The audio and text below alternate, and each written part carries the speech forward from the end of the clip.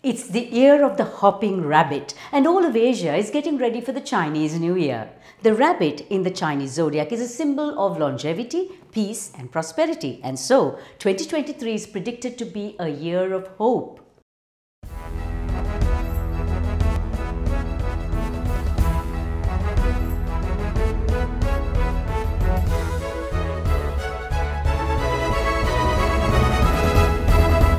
A big thank you to the partners on our show who are truly super. Skills for Inclusive Growth and Australian Aid, Srilanka Life, CDB, The Morning Newspaper and Park Street Gourmet as well as Zip Zip. Thank you.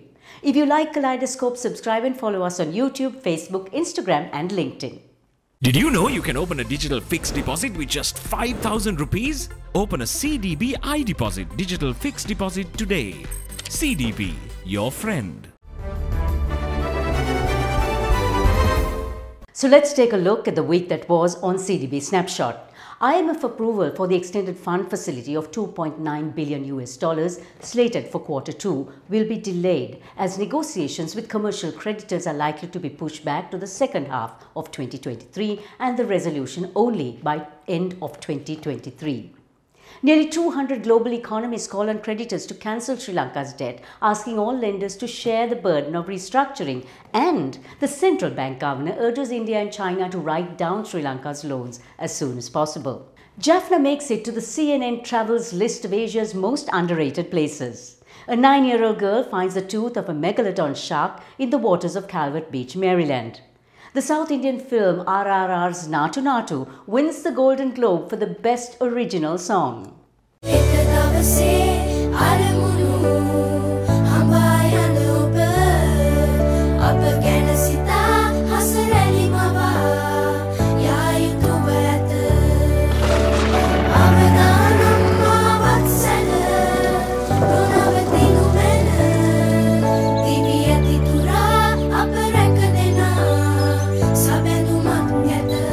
You focus on your goals. We will take care of the risks. Srilanka Life.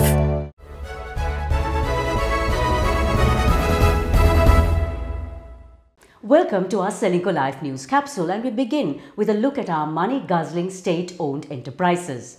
The cost of maintaining Sri Lanka's SOEs during the pandemic is quite shocking. Are these our national assets or are they national liabilities? Sri Lankan Airlines debt in 2021 increased to 92 billion rupees and losses plummeted to 171 billion rupees.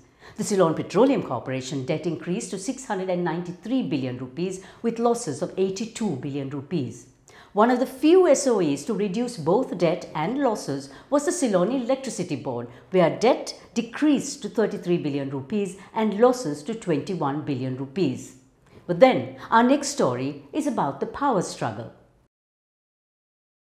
Sri Lanka's electricity tariffs are among the highest in the world, and it's not going to get any better. While a significant price hike came into effect just a few months ago, another starts this month. The Public Utilities Commission of Sri Lanka opposed this latest hike, but the cabinet granted approval for the hike on a cost-effective tariff formula. Energy analyst Dr. Vidura Ralapanava joins me today to answer a very pertinent question. Vidura, welcome. Are these tariff increases really necessary? Whether tariff increase is needed and how much is needed has to go through a process to end to a determination. So this is one. And second point I want to raise on that is that from the documentation I've seen, and I've reviewed quite a lot of internal documents of CEB as well, which is currently in the public domain, I can very clearly say the CEB engineers who make this tariff do not understand how to project demand. They have no understanding on price elasticity of electricity. They don't understand how economic conditions affect the electricity consumption. So they have massively inflated the demand requirement, which is not currently even now seen on the ground. The next point is that there is no real effort to reduce the generation cost and overall cost of CEB. They just want to pass whatever cost they think about is directly to the consumer, which is not allowed. And the third one, even once we agree on what's the amount, how to allocate it into consumer groups is also not understood. So So we cannot run like this. The simple answer is that what the minister and the cabinet is saying as tariff requirement is incorrect and will not be applied, will not survive the PUCSL and public scrutiny that is built into the process. So personally, I feel that there might be some increase, but it's definitely not anywhere close to the range that the CB and the cabinet has been speaking of. And now let's see how our markets have been faring. At the Colombo Stock Exchange this week, the indices remained unchanged, with the average daily turnover dropping to 1.8 billion rupees. WTI oil moved up by 2% to $77.55 per barrel on renewed demand, and gold moved up to $1,883 per ounce as the US dollar weakened. The climate crisis could cost developing countries a whopping $340 billion by 2030 at the current pace of climate change, with the biggest culprit being fossil fuels. The Accelerating Industries Climate Response in Sri Lanka project aims to inspire the industrial sector to take up decarbonisation to reduce Sri Lanka's carbon footprint. I caught up with UNIDO's project manager Nicholas Dehod when he visited Sri Lanka for a multi-stakeholder dialogue. Nicholas, what are the bottlenecks that developing countries like Sri Lanka face in accelerating industry's climate response, given that we are a large consumer of fossil fuel energy? There's a combination of challenges. In what we see in many countries is that there's a lack of the policy that's aligned with reaching net zero emissions by 2050 for the industrial sector.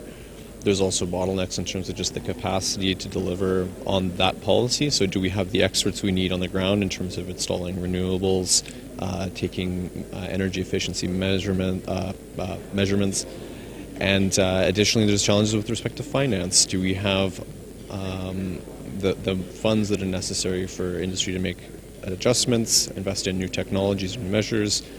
In some instances there is the finance, but there's a lack of a pipeline in terms of project-ready proposals. And so taken together, these all pose challenges.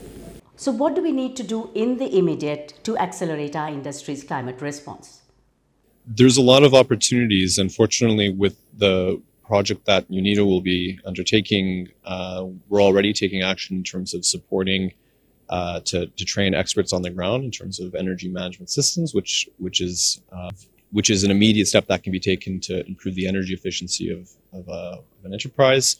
We're also working in terms of supporting policy, and so seeing what we can do to support additional measures in terms of industrial decarbonization.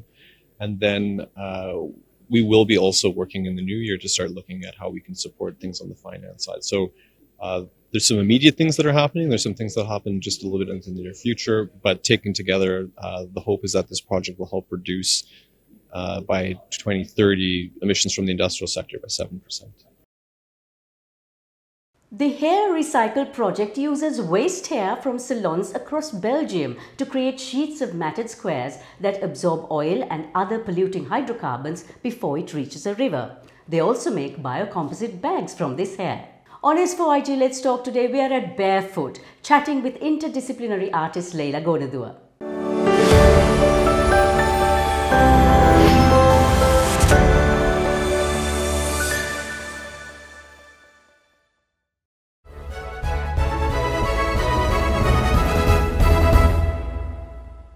"2022 for Sri Lanka was a watershed year. What happened in this country is something that none of us could comprehend, and maybe some of us still can't. But there were those Sri Lankans who were out of the country at that time and felt helpless and frustrated, but channeled that energy into doing something where we could all reflect on what happened in this country. And that is what Leila Gonadua, an interdisciplinary artist who has been showing since 2007 and has had numerous exhibitions around the world, has been doing in the since April last year. And she was exhibiting at the Barefoot Gallery, where I met up with her. Leila, the work you have here, very different to what I've seen of your works before. What triggered all this? To start with, frustration of not being here when all this was happening, to Sri Lanka, the whole crisis situation. So being sort of removed from it, but still being part of it was a very frustrating experience. It was just,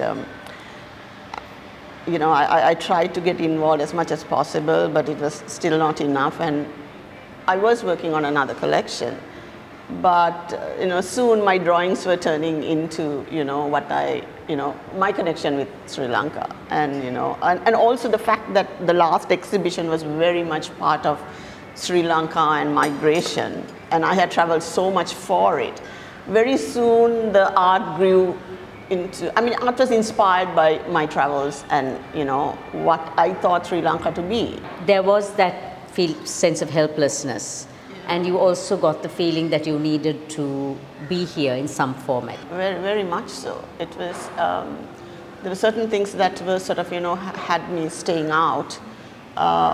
I needed to stay out. And I felt that this was the only way I could express my frustration, express my thoughts. And there were a lot of suggestions that I exhibit this outside. But I just felt that no, I need to exhibit this in Sri Lanka at whatever cost. I need people to kind of look at it and look at themselves.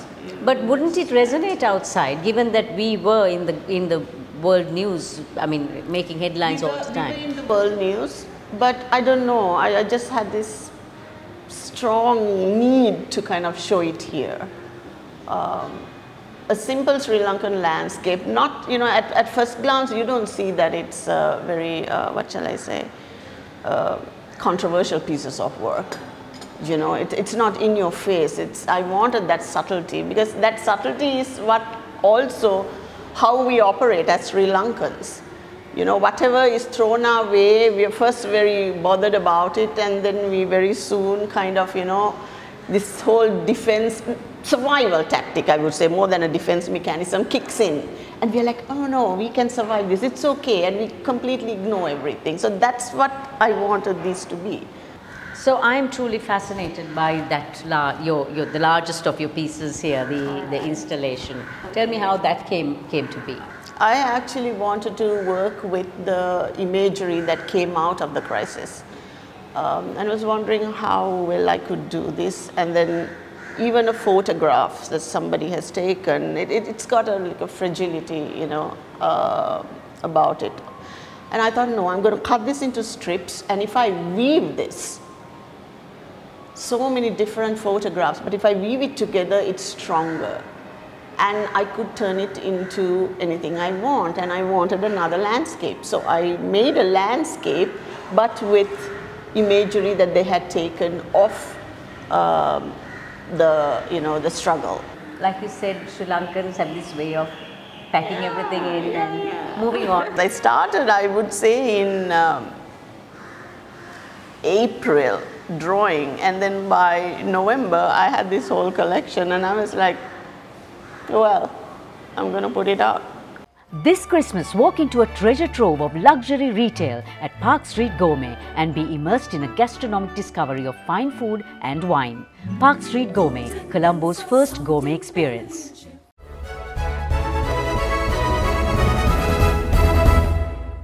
A marketer who went into early retirement, Roshni Fernando used the time on her hands to painstakingly create spectacular bowls, dishes and platters under the brand Ceylon Clay, which she sold 100% off for charity. Here's Roshni on Park Street Gourmet Life in 60. Pottery has been my hobby for the last 5 years, but I decided I really wanted to try and see if I could use doing what I love to help others in August of last year. The last 4 months have been amazing. I've managed to raise money for the Indira Cancer Trust, for Community Meal Share and for Animal Rescue. All my products are sold online on Instagram, so there are no overheads. All the money I collect goes to charity. And along the way, I've made some really lovely friends, worked with some amazingly committed people, and just had a wonderful time with it all. In 2023, I would just like to continue what I have been doing, but also look at helping some of the underprivileged schools and school children around Colombo. For those celebrating Thai Pongal, may your harvest be plentiful. Catch you next week.